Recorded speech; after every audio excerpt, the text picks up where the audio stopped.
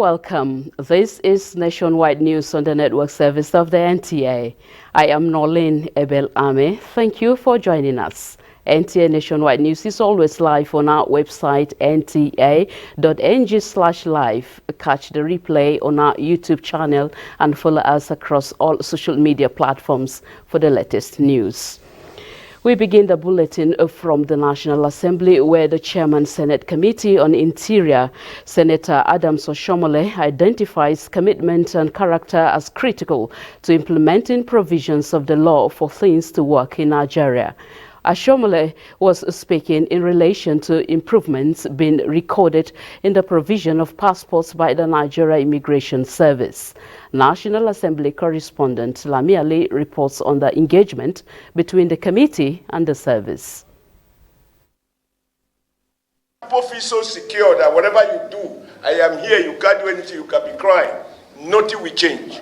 Now with the renewed agenda, a new minister comes, a new DG is there. All of a sudden, about tens of thousands of passports have been issued. Laws alone don't do nothing.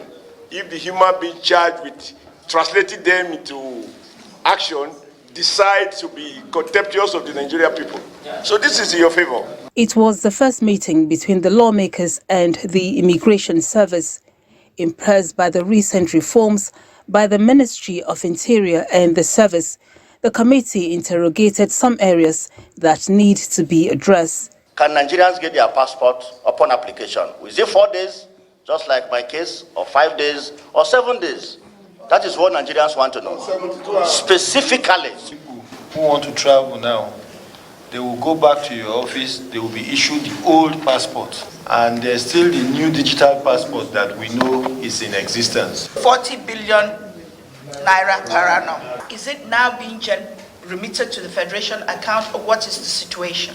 Even though my information have been resident in the system, every time I have to fill the form and provide the same data over and over again. The people who have headed Nigerian Immigration Service, the people who have headed the Ministry of Interior, they did everything they could. They tried all sorts of reforms to ensure that things work. But like everything about life, things are dynamic. They looked at one process, they tried it, it wasn't working very well. Then, with when I came on board, the first thing I did was to declare state of emergency on the passport regime.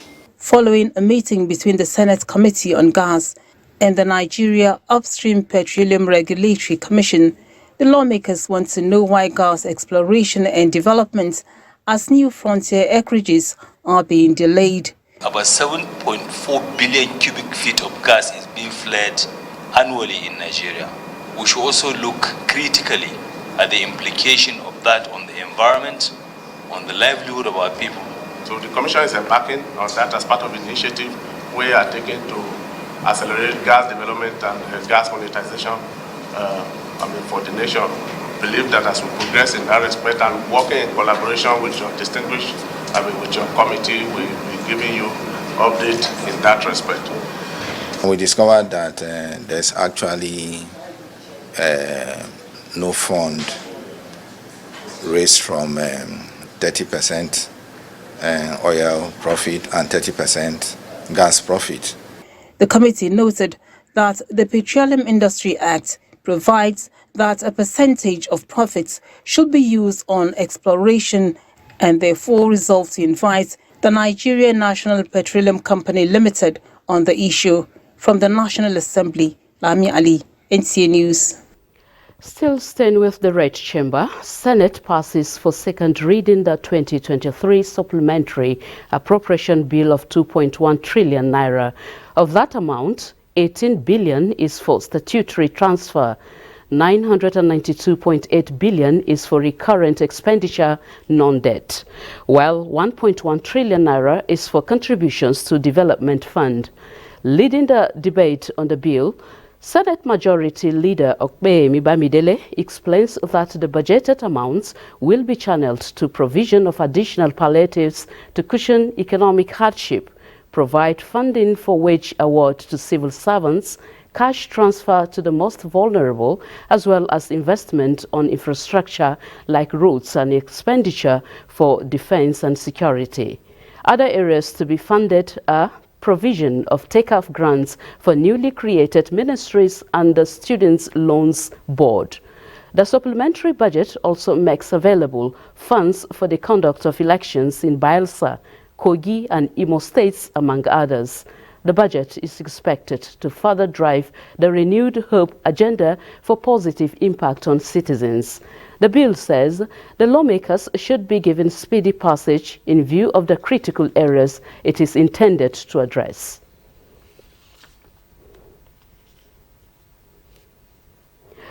A supplementary appropriation bill of 2.17 trillion naira has passed second reading at the House of Representatives.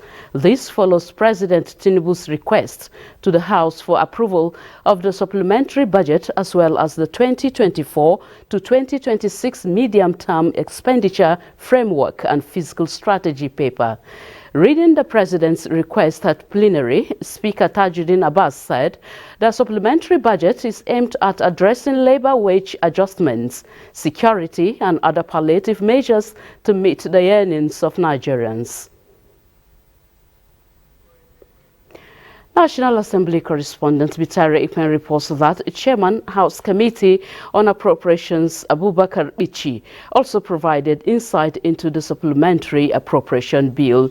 This story will come your way in our subsequent bulletin. Away from that, the Kogi State Action Democratic Congress ADC governorship candidate Leke Abejede has pledged to deliver inclusive governance that will improve the lives of citizens. This was during his campaign visit to Dekina local government area in preparation for the November election. Ayodele Ibemi reports. At CMML Primary School, Ayingba, ADC party supporters gathered to drum up backing for Leke Abejide and his deputy Idris Omede ahead of the November election. Addressing the crowd, the party governorship candidate Leke Abejide, along with his deputy and party loyalists, expressed concern regarding the absence of essential amenities in the area. Some of you learn work, but no helper. You have found helper in me. Gather all your votes and give it to ADC. Make sure that on the 11th of November 2023, you vote for Leke Omede. He articulated his vision for the region, vowing to implement plans that will revolutionize the state. These plans encompass job creation, construction of robust road networks, and the establishment of industries, all aimed at transforming the state into a bustling commercial hub. Ayodele Ibibemi, NTA News. From the courtroom, the Court of Appeal sitting in Abuja has affirmed Natasha Okpoti-Uduaghan of the People's Democratic Party (PDP) as the winner of the Kogi Central Senatorial election held in February 25, 2023. The three-member panel in a judgment upheld the decision of the Kogi State National Assembly Election Petition Tribunal and dismissed the appeal filed by Senator Abubakar Oheri of the All Progressives Congress APC. The court agreed with the submission of counsel for Okpoti-Uduaghan, Joshua Usman SAN, as meritorious. The appellate court also awarded 500,000 naira cost against the appellants in favor of the respondents. The Kogi State National and State Assemblies Election Petition Tribunal on September 6, 2023 declared Okpoti-Uduaghan as the validly elected candidate for the poll. Talking health now, recognizing cervical cancer as a major health emergency requiring swift medical attention, authorities have swung into action and introduced the human papillomavirus vaccines nationwide as a critical antidote towards tackling and untimely eliminating the virus. The Secretary Health Services and Environment Secretariat, Dr. Adedapo Fasawi, underscored this during the flag-off ceremony in Abuja. Hakimat Aliu brings us up to speed on the ongoing vaccination campaign. That was the symbolic flag off of the human papilloma virus vaccination as it is being introduced into the routine immunization in the Federal Capital Territory. The Secretary, Health Services and Environment Secretariat, Dr. Adedakpo Fashawe, stressed the commitment of the FCT administration to the health and well-being of all residents. The investment is in the logistics. It's very difficult to reach every girl child between 9 and 14.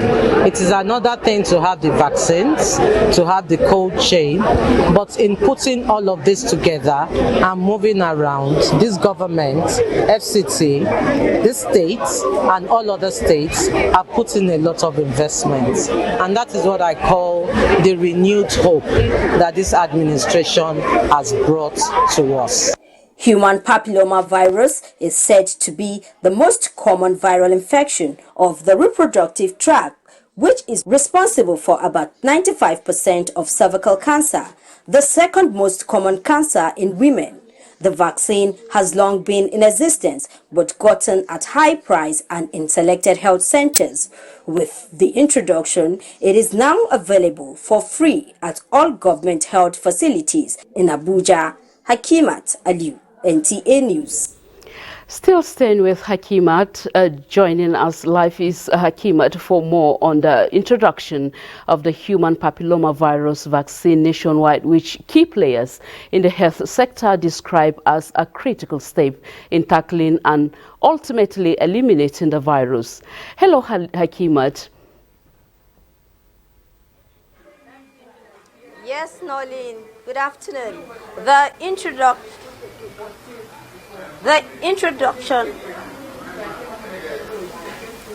of the human papilloma virus vaccine into the routine immunization in the 36 states and the FCT was flagged off on the 24th of October this year. And since the flag off, there has been a mass vaccination campaign where the teams visited schools and other posts where the target population, that is between 9 to 14 years old, can be vaccinated and protected against cervical cancer. I'm right here at the Area 2 Family Health Clinic, one of the primary healthcare centers strategically located in the nation's capital. And it's a fixed post where this immunization and other basic primary healthcare services is provided. And I have with me the Executive Director, FCT Primary Healthcare Board, Dr. Mohammed Yakubu, who is going to be telling us more about this vaccination exercise. So, sir, good afternoon. Good afternoon. So, sir, can you tell us more about the ongoing human papilloma virus vaccination in FCT particularly? Thank you. Like you all know, the national launching was conducted on the 24th of October this year at the Presidential Villa. It was led by the First Lady, Senator Oluremi Tinubu. In attendance were members of the Federal Executive Council, which has the Honorable Minister of FCT, Barrister Nyesom Wike, in attendance. Similarly, it also has the Honorable Minister of State for FCT, Dr. Maria Mahmoud, also in attendance at the Villa. So simultaneously, while the national launching took place at the Villa, the FCT launching took place at the GSS Government Secondary School Festival Road, Garki. It started with a flag off. The flag off was led by the Mandate Secretary for Health and Environment, Dr. Dolapo Fasawe. In attendance were key stakeholders of FCT, which comprised of members of the secondary school members. Sorry, sir, away from the flag off, the exercise so far, can you give us a data of the number of girls between the age of 9 and 14 years that have been vaccinated so far in FCT, and what's the level of cooperation from residents? Because when it comes to vaccination, we have issues arising of rejection and stories, myths attached. Can you just give us the data, the number of people you've been able to capture? Yes, I'm saying that to give you a background. Okay, sir. This target group of children, of young adolescent girls 9 to 14 years are school girls. We have in attendance, like I said, school teachers, members of the Parent-Teachers Association, and then parents. Now, following that flag off, there was continuous sensitization, and we were able to mobilize our team, the vaccination team, across all the schools in FCT. Okay. Both the junior secondary schools, that is the junior secondary schools, the primary and junior secondary schools, and the senior secondary school, where this target group were available. We also have our teams going around the various healthcare facilities, the primary healthcare facilities distributed across the 6 area councils. We have 257 primary healthcare facilities. Similarly, we have our vaccination teams attending to these young adolescent girls in our secondary healthcare facilities. We have over 15 secondary healthcare facilities under FCT administration, and another 15 secondary healthcare facilities under the ownership of various ministry departments and agencies. So with this, and coupled with the various private healthcare facilities available across the city, we are able to reach out to this target group. So far, the exercise that started on Tuesday, 24th, to date, that's almost about 5 to 6 days, we're able to reach out to a target group, this target group of 9 to 14 years, which constitute about 256. That's about 7.7% of the FCT population, 496. We have 496,000 of these children within this age group. So far, we've been able to vaccinate 152,000. If you extrapolate it, that gives us a percentage of about 30%. So in summary, within the days of this vaccination, that's about 6 days, we're able to reach out to about 30% of the target population. Okay, so were there cases of rejections or stories, people come up with, when there's introduction of any vaccine, there's usually issues of acceptance. How acceptable is this vaccine in the communities? Well, really, you are aware of the various around across the country with respect to this vaccine, and that's not unexpected. Anything coming in new, you always have these issues. People having their own perceptions, people having fears and so on. But since the beginning, throughout the planning stage, we've been going around sensitizing the public, and throughout the period of vaccination, we've been going around sensitizing the public, enlightening them, explaining the benefits of our and the missed opportunities of not allowing these young adolescent girls to receive this vaccine. And through that, we've been able to really change the mindset of a lot of people. These days we've vaccinated is definitely not adequate. We'll continue to provide these services even after the period of this vaccination in our various Thank you so much, Dr. Yakubu. I wish we can go on and on. Thank you for sharing this information with us. For now, the continues at health facilities where people can walk in and access this vaccination for free. Thank you. That'll be all from here. All right. Thank you very much, Hakimat. And talking security, Police Council has confirmed Kayode Egbetokun as the Substantive Inspector General of Police as Council holds first meeting under President Bola Tinubu. Now, the National Working Committee, NWC, of the People's Democratic Party, PDP, has called on all actors in the disagreement in Rivers State to shed their swords, unite and allow for peaceful resolution of all the issues. The party's National Publicity Secretary, Debo Ologunaba, in a statement says, NWC urges all to close ranks and focus on task of governance and delivery of dividends of democracy to the people, assuring that it has commenced processes using the party's internal conflict resolution mechanisms to ensure that all areas of disagreement are addressed. Lagos Network Center is our first port of call on Nationwide with Adiola as our guide. Hello, Adiola. The floor is yours for now. Thank you, Noleen. Sustainable urban vibrancy is crucial to economic growth and development. Amidst the numerous opportunities that abound in cities comes the threat of population explosion and other challenges threatening the ecosystem. As Nigeria joins the rest of the world to commemorate this year's World Cities Day, experts say compliance to urban planning and expansion of infrastructure networks in urban centers will address most of the teething problems. World Cities Day is an occasion to reflect on the challenges and opportunities facing urban centers, and Nigeria is no exception. With its growing population and urbanization, the nation faces complex challenges in housing, transportation, and infrastructure. While there is imminent population explosion in the cities, the urban center also comes with potential for economic development and other benefits. They accommodate the chunk of economic activities that are going on in a domain. So higher population means higher consumption capacity. Nigerian cities like Lagos and many others are rapidly evolving, emphasizing the need for innovative urban planning and sustainable solutions. It shows that the world have realized that urban cities are not meeting the standard that it was made to be, because there's a lot of challenges. Implosion of population into the urban cities had made it difficult for the master plans of urban cities across the world to be maintained. I want to be able to project how many people are likely to be in this city in 10 years' time, in 20 years' time. What will be their education need? What will be their healthcare need? What will be their housing need? And these are, some of the elements that will form the crux of the planning.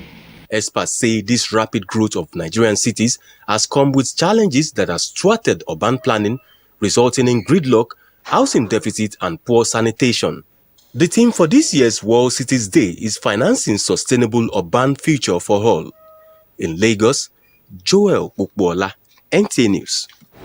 While attention is gradually being shifted away from one of the diseases that was once seen as deadly, and there is now good news talking about HIV. Good news for those who are skeptical about public or private hospitals in order to know their HIV status, as individuals can now get tested at their own convenience with a self-testing kit without the assistance of a medical expert. The Director General, National Agency for the Control of AIDS, NACA, Dr. Gambo Gumel Aliyu, re-emphasized this at the opening of a 3-day West and Central Africa Sub-Regional Technical Meeting in Lagos. Diana Ajali has details. Over the years, the human immunodeficiency virus HIV and acquired immunodeficiency syndrome AIDS have remained a communicable disease. Since its advent, medical experts in Nigeria have continued to work tirelessly towards reducing its spread, improve its management and treatment. The West and Central African Sub-Regional Technical Meeting for Stakeholders, the Director General, National Agency for the Control of AIDS, NACA, Gambo Aliyu, says is targeted at sharing a first-hand experience and better ways to improving HIV prevention across the West African sub-region. As we approach 2030, we want to make sure we get virtually everyone that is HIV positive identified and placed on treatment. That will help our prevention strategies. Although new data by the National Agency for the Control of AIDS, NACA, shows that there's a drastic reduction in cases of HIV/AIDS in Nigeria, with prevalence rates of infected children now at 0.2%, while the adult prevalence rate between ages 15 and 49 stands at 1.4%. A reflection of steady progress on increasing access to treatment. For those that live in rural areas, for example, we find a special way to reach them in their own languages, and make sure that we have community members that can actually get to them. Solutions will come out of this meeting, solutions that are informed by experiences of Africans. The stakeholders meeting, which had in attendance delegates from different African countries, joined Nigerian medical experts in focusing on the roadmap on delivery of HIV/AIDS prevention by 2030. In Lagos, Diana Ajale, NTA News. We're done from Lagos for now. Nationwide continues in Kaduna with Salamatu. After this time out, please stay. Just strengthen my resolve to do more. A challenge of this nature and a future of this nature is more work and more hard work, more dedication. It just appeal to the sense of patriotism of Nigeria to have a change of mindset. Let us be positive about our country, be ready to contribute in all ways possible. There's no promise of El Dorado from day one. We're all in this boat of diversity, a member of the same family, living in the same house, but staying in different rooms. And it is important that we recognize that we have no other country but this one.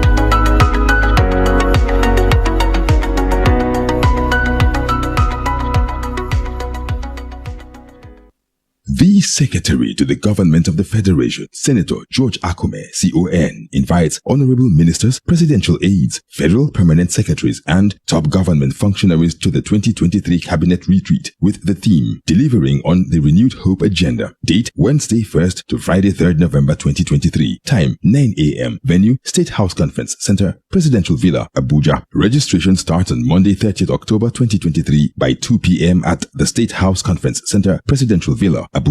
This event is strictly by invitation. Announcer, Richard Filangwa, Permanent Secretary, Cabinet Affairs Office, Office of the Secretary to the Government of the Federation. Of contract, partnership, promotion, publication, manufacturing, STBS, start times, lectures, ICT and training, production and sales, TV expos, events, local and international roadshows, exhibition, both local and international. We are at Area 11 Garkia, Abuja, opposite Abuja Geographical Information System, AGES, or visit our website www.ntatve.com.ng and our social media platforms, Twitter at NTA TV Enterprise, Facebook, NTA TV Enterprise, Instagram at NTA TV Enterprise, and these numbers on 070-3502-6056, 090-19557180.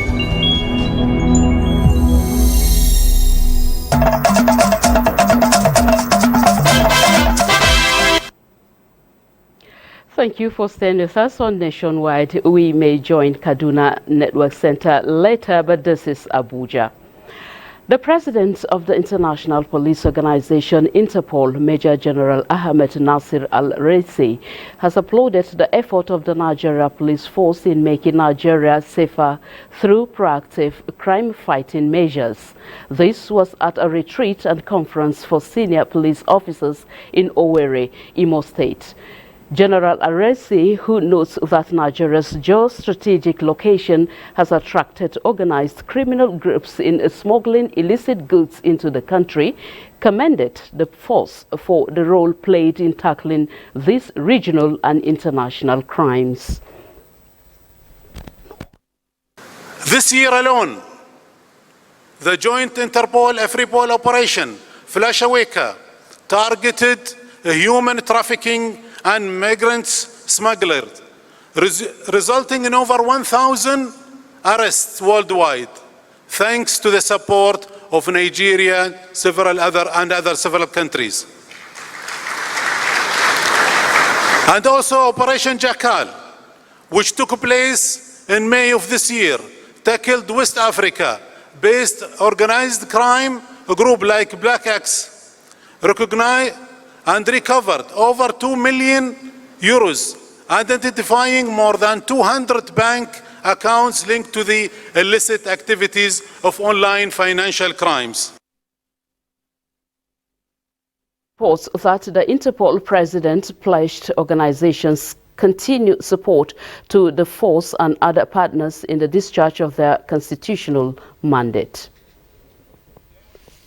In a similar development, the Spanish government says it will increase its military support to the ongoing joint task force operations in Lake Chad. Spanish ambassador to Nigeria, Juan Ignacio Cel Sanz, stated this while on working visit to the Nigerian Army headquarters. We bring our contribution to the joint task force in the Lake Chad region, but we are ready to scale up our contributions. And appreciate your country for your telling contributions to facilitating peace, economic development and progress in Nigeria. Your contributions to the multinational joint task force and the joint task force in the Northeast.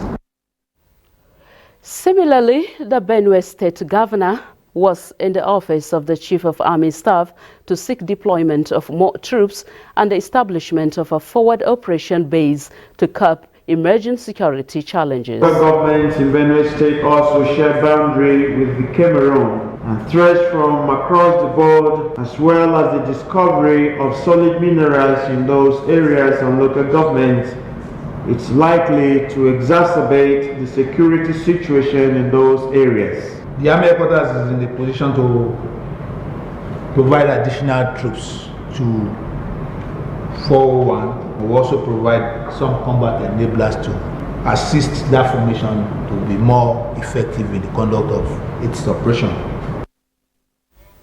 General Lagbaja noted that the military has upscaled its operations nationwide. Still on security, the Nigerian Navy has launched the first of the Nigerian Navy high-endurance offshore patrol vessels, marking another milestone in the execution of design and construction.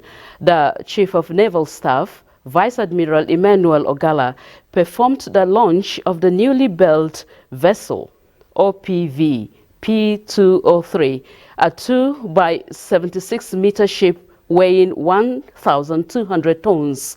Explaining the significance of the launch, Vice Admiral Ogala said the launch of a naval ship is an age-long tradition which signifies the birth of the ship, while also praying for blessings of good fortune for the ship, its crew and the passengers. The naval chief also appreciating the federal government under President Tinubu, defense ministers and Turkish partners, says when fully completed and commissioned into the service of the Nigerian Navy, the ship is expected to complement and sustain the efforts of the fleet in ensuring naval presence at sea. It will also curb the menace of oil theft and other irregularities in Nigeria's maritime environment and the Gulf of Guinea in general, and assist in managing Nigeria's exclusive economic zone while providing maritime security of areas and effective disaster relief. The Nigerian Navy has launched, to the next story now. Unregulated mining activities over the years have posed a threat to Osun-Oshogbo Grove, one of the 2 UNESCO World Heritage Sites in Nigeria. Polluting the river that transverses the grove, Ayode Oladushu reports that there are concerns that if not properly monitored, mining activities in Osun might not only pose health risk for Osun worshippers who drink the water, but may also lead to the delisting of grove by UNESCO. River Osun is a cultural and spiritual asset and synonymous with the Osun-Oshogbo sacred grove, where worshippers of Osun goddess as well as tourists across the world converge on every year for the annual Osun-Oshogbo festival. Sitting on a 75 hectares dense forest, the current nature of the river flowing through the grove is now a source of worry due to environmental pollution caused by mining activities from Ijesha land. The once clean river drink by worshippers has now turned to mud brown. UNESCO has taken this site as their own World Tourist Center. Nigerian government should not disappoint the UNESCO over this matter, because what they were looking for here is more than what we are witnessing now. government should do the needful by control the activities of the miners. The Osun-Osogbo Sacred Grove, a forested area with shrines and sanctuaries honoring Osun and other deities, was designated a UNESCO World Heritage Site in 2005. In Osogbo, Kayode Oladoshu, NTA News. Still staying with Osun-Osogbo Sacred Grove, Kayode joins us live to give us an insight to that. Hello, Kayode. Hello, Noleen. Good evening to you over there.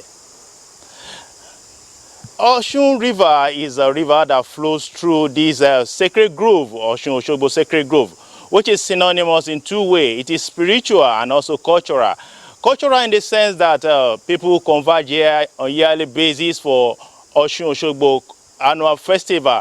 And likewise, it is also spiritual for Osun worshippers.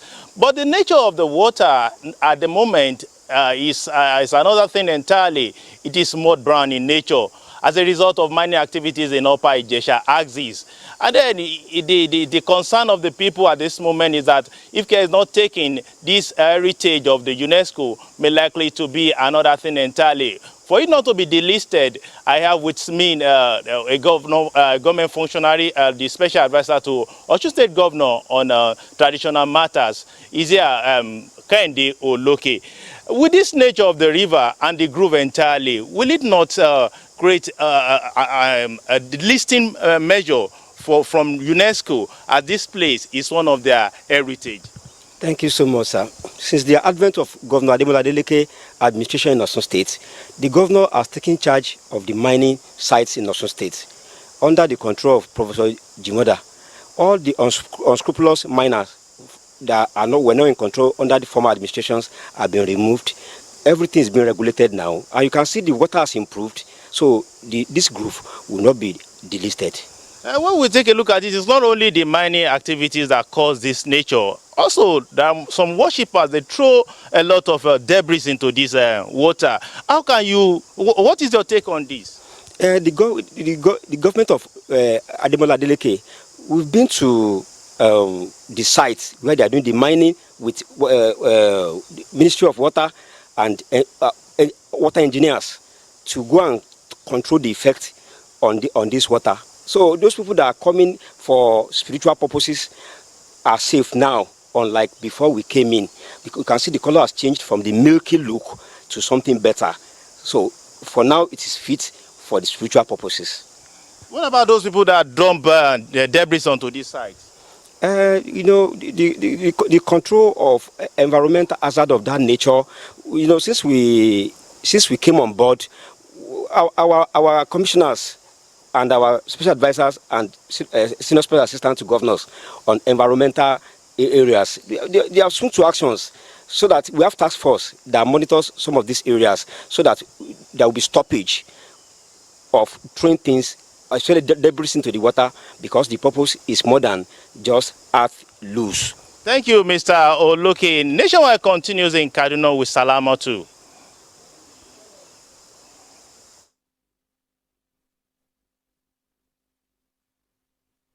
Medical outreach soccer has come the way of more than 4,500 indigents in Kano State.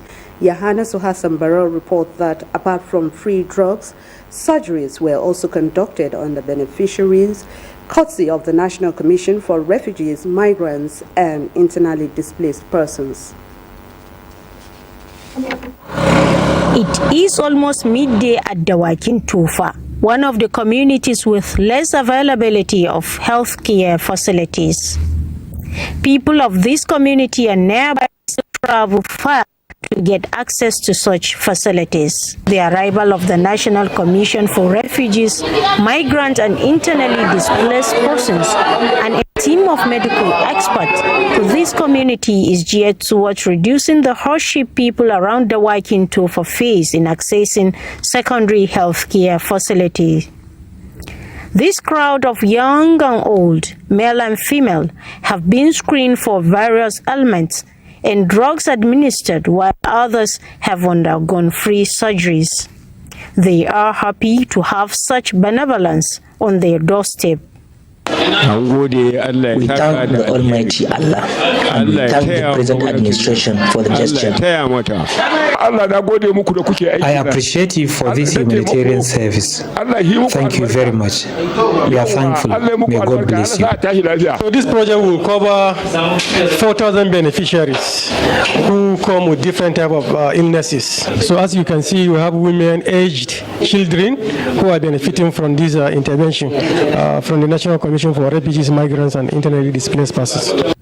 Dental and diabetic screening and cataract surgery, among other ailments, were conducted on more than 4,500 indigents in Dawakin Tofa and communities around. In Kano, Yahana Hassan, NTA News. And in Jigawa, Governor Umar Namadi has commended World Assembly of Muslim Youths for the surgical operation on 700 out of the 3,000 patients receiving treatment for various eye ailments in Dutse. Correspondent Muhammad Musa Askira reports that the governor was speaking when he inspected the eye treatment exercise at Dutse General Hospital. The beneficiaries of the medical outreach are those who could not afford to pay for the treatment of their problems. They were carefully selected from different parts of the state. Most of them are senior citizens. The free eye treatment is being undertaken by the World Assembly of Muslim Youth based in Saudi Arabia in collaboration with the Jigawa state government. If you look at the nature of the people that has been operated, you will be convinced beyond reasonable doubt that these are people that cannot afford it ordinarily, and therefore now they have come in, they have assisted these people, and now these people are happy for what they have received. In continuation of his appreciation to WAMI team, Governor Umar Namadi has organized a dinner for them at the Presidential Lodge to show them the state government's gratitude for the humanitarian services extended to the citizens in the state. The team said this is the third time they were in Jigawa state and expressed their willingness to continue to come for more humanitarian services for the people of Jigawa state. The highlights of the event was the decoration of the visiting doctors in northern attire. From Dutse, Muhammad Musa Askira, NTA News. And that is it on our package from here. Let's rejoin Noleen in our Abuja studio. Good evening. Thank you very much, Salamatu. Good evening. President Bola Tinubu this Tuesday received new ambassadors to Nigeria. The new envoys presented letters of credence signifying the withdrawal of their predecessors, respectively. First was Jose Zhao from Angola, followed by the new ambassador from Belgium, Peter Linknet. President Bola Tinubu also received letters from 7 who will now represent Norway in Nigeria, as well as Albert Castella, the new ambassador from the Republic of Venezuela to Nigeria. State House correspondent Musbaud Anwahab reports that after inspecting a guard of honor and presenting their letters separately, the individual ambassadors designate also met with the Nigerian leader privately.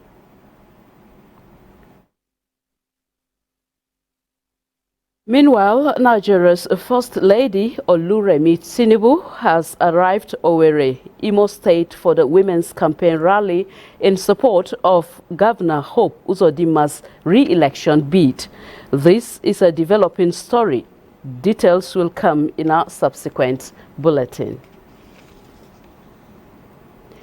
On politics, the All Progressives Congress, under the leadership of Dr. Abdullahi Umar Ganduje, has formally welcomed the immediate national chairman of opposition, New Nigeria People's Party, NNPP, into the APC fold. Other veteran politicians on the same mission are Senator Suleiman Otman Hunkui and Professor Bem Angwe, who played significant role for the domed party during the last general election. Professor Alkali says their decision to join the party followed a wide consultation, which put the ruling party at a more favorable platform owing to the presence of democratic values and inclusivity in all its processes. This is Nationwide News. We pause here for commercials. will return shortly. Stay with us. Those who desire to upskill their skills and remain relevant in their organization can fulfill their desire through the following training programs specially packaged by NTA Television College, Jos. Audio Engineering, Operation and Maintenance. Date 3rd October to 13th October 2023. 2 weeks. Photojournalism and Photography. Date 16th October to 3rd November 2023. 3 weeks. Advanced Broadcast Accounting and Auditing. Date 6th November to 17th November 2023. 2 weeks. Television Graphics Design and Presentation. Date 6th November to 24th November 2023. 3 weeks. Managing the Boss. Date 27th November to 1st December 2023. 1 week. Advanced Protocol, Event Management and Public Relations. Date 27th November to 8th December 2023. 2 weeks. Parliamentary Reporting and Management. Date 27th November to 8th December 2023. 2 weeks. The course fee for the 3-week course is 150,000 naira per participant. The fee for the 2-week course is 120,000 naira, while the course fee for the 1-week course is 100,000 naira only, accommodation inclusive. The venue for all courses is the serene and secure environment of NTA Television College near Old Government House, Rayfield, Jos. For more inquiries, please call 0803 079 5335 or 0806 980 9807. NTA Television College, Jos, training you to be the best you want to be.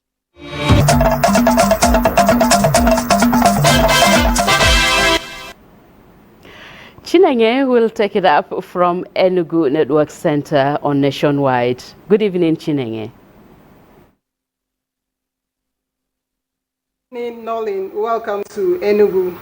Enugu State government says it is determined to harness the dormant gas and other mineral resources discovered in the state's productive assets.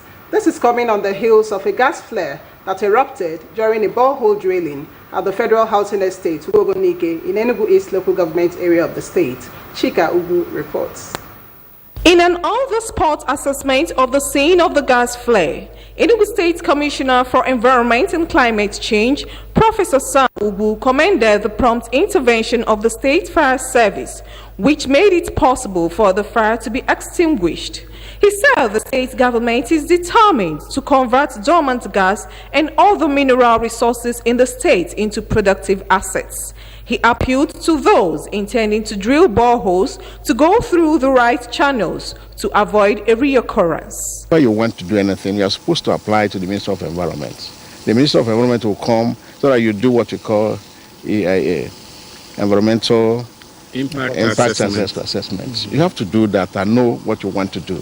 And then there will be a letter of a commencement which will be issued to you by the Minister of Environment. A similar incident had occurred at Caritas University, where the state firefighters had garnered the experience which came to bear in putting out the fire. There may be enough natural gas, maybe in commercial quantity in the states. But this is not my area. But as an expert, as a safety expert, I'll have to tell Enugu State government to do further tests and research so that we will be able to know what type of gas it is and if it is in a commercial quantity. The few persons injured by the inferno are receiving treatment in a government facility, while the scene has been cordoned off. In Enugu, Chika Ugu, NTA News. And that is it from here. Noleen, it's back to you in Abuja. Thank you very much, Chinenge. Up next is Sports Update with Gift